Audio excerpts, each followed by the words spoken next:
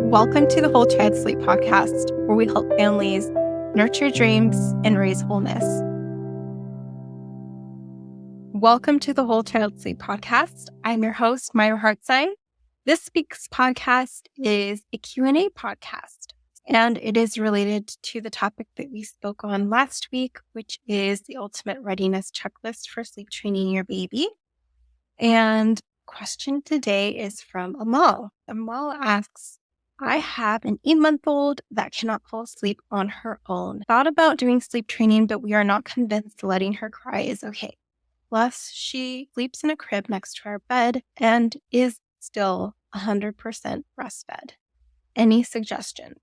Amal, sounds like your mama intuition is speaking up, and I would absolutely listen to that. From what I'm gathering from your question, it sounds like you are wondering if your baby can effectively self-soothe on her own. It is absolutely a factor to consider when considering sleep training or sleep coaching your baby. And what you want to do is go ahead and listen to my podcast from last week and go through all those factors and make sure that all those factors are in place, because absolutely your intuition will speak up if you intuitively know that your baby may struggle to fall asleep on his or her own. Secondly, is that absolutely, I agree that letting your baby cry is not okay. However, there is a difference between letting your baby cry alone by themselves and your baby crying in the presence of a caring and responsive adult.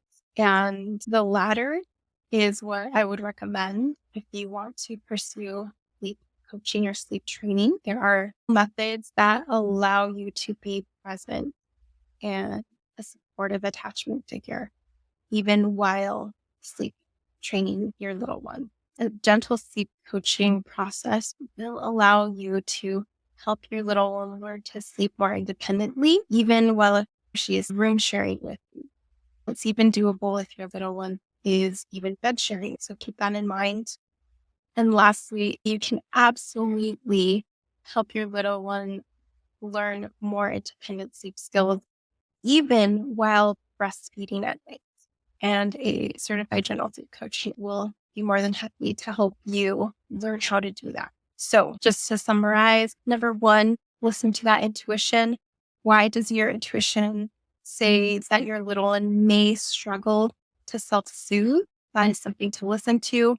Make sure your factors are in place before initiating even a gentle sleep training process. Number two, use a gentle sleep training or sleep coaching process, because that will allow you to support your little one even as she learns to fall asleep on her own. Number three, you can absolutely help your little one to learn independent sleep skills while she's in a crib next to your bed and while she is 100% breastfed and continuing to nurse during the night. So I hope this was helpful, Amal. If you have any questions, please reach out, and I'm more than happy to give you resources and answer your questions. I will talk to you all next week. Thank you for listening to the Whole Child Sleep podcast.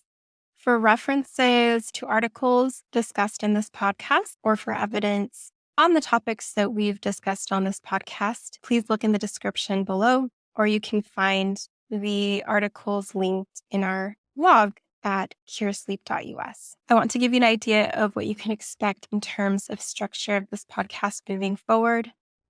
You can expect one podcast a week, and we will cover a topic for 2 weeks. The first week, you can expect the podcast to be more educational and informational. The following week will be more of a Q&A covering the same topic.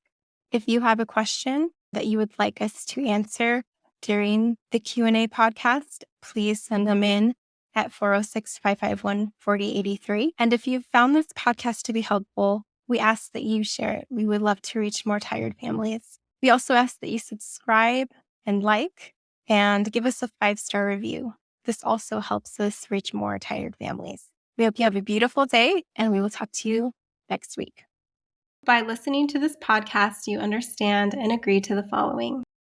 The content of this podcast offers the opinions of Meyer Hartzheim and her guests, and it is not intended as medical advice. It serves as an informational purpose. For personalized and medical concerns, consult your healthcare professional. The views and opinions in this podcast are our own and don't represent our employees or affiliates.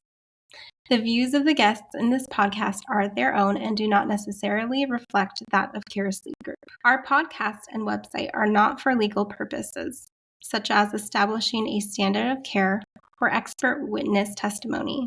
We don't guarantee the accuracy of statements or opinions.